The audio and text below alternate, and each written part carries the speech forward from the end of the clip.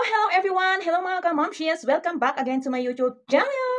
For today's tutorial video tayo ay meron na naman akong ituturo sa inyo. Ayan, so ito yung nagte-trend na Google Gemini or Gemini. Ayan, so part 2. So kung napanood nyo po yung aking part 1 ng Google Gemini, ay ibang version naman yun. So ito naman ay kakaiba. So mga ka-momshibels, bago ko po yan umpisan, don't forget to subscribe at i-click na rin po ang notification bell para lagi kayong updated sa mga panibago kong i-upload na mga videos mga ka-momshibels. So ano pa ginagawa natin? Ayan, bago po matapos ang ating intro, ayan, mag-proceed na po tayo. So ano pa ginagawa nyo? Keep on watching. So let's go!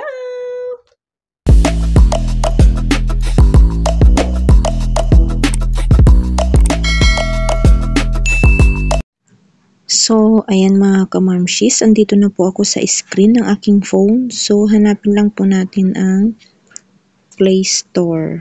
Ayan, i-click natin yung Play Store.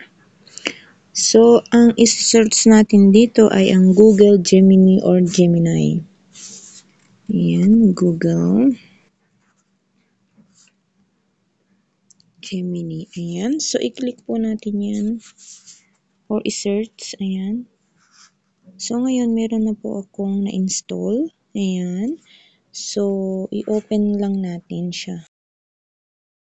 So, dito, bubungad sa atin yung Hello Marivic, sabi niya. Tapos, i-click natin dyan sa bandang left yung plus sign. Ayan. Dyan tayo pipili kung anong gusto natin. Camera, gallery, files, all, or drive. So, mas madali po ay gallery para dyan na lang po tayo pipili ng picture na ilalagay natin sa ating Google Gemini or Gemini. Ayan. So, gallery ang aking pinili. So, hahanap lang po ako ng picture ng aking ilalagay. Dapat dalawa po yung ating ilalagay na picture. Magkaiba at mag-separate na picture. Ayan. So, ito halimbawa po itong ilalagay natin. Ayan. So, ilalagay ko yung picture ko at saka yung sa nanay ko. Ayan. So, ayan. Pipiliin ko yan. Tapos, titingin ako ng picture ng aking mother. Ayan. So, pagkatapos niyan ay i-click lang po natin yung done. Ayan. So, dyan na po, nakalagay na po yung ating piniling picture. So, meron dyan nakalagay na Ask Gemini. So, meron na po akong nakopy dito. Ilalagay ko na lang po sa description para makopy nyo rin po. Ayan. Ask Gemini. Ayan. So, dyan po tayo maglalagay ng ating kinapi na ating kinapi. Kinapi ng kinapi. Ayan. So, ayan, meron po ako dito sa clipboard ko. Ayan, yan po.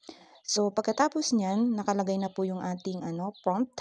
Ayan. So, isi-send na lang po natin yan. Ayan. So, pagka-send natin yan ay maghihintay lang po tayo ng ilang mga segundo. Meron na tayong special na picture kahit magkalayo tayo. Ayan.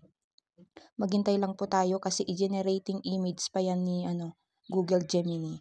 Ayan. So, ang sabi dito ay, sure, here is the image. O, meron daw, ayan. Yan na po yung image na aking nilagay. At yun na yung itsura, diba? Parang magkatabi lang kami ng nanay ko, diba? Ang ganda niya mga ka-momshies.